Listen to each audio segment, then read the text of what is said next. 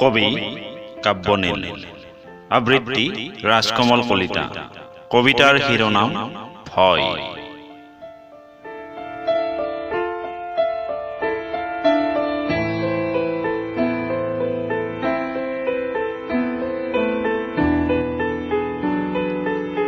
সন্ধ্যাৰ তৰাবোৰ এজাক বৰষুণত মাছৰ দৰে জঁপিয়াই জঁপিয়াই উদং গছত পৰিছে।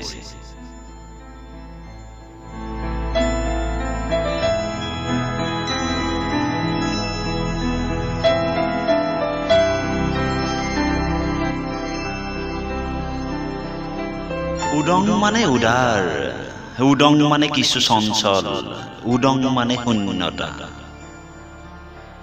তৰাৰ দৰে উজ্জ্বল উজানৰ সেন্দুৰ সনা মাছবোৰে ভয়ত শেলুৰ মাজত সোমায়।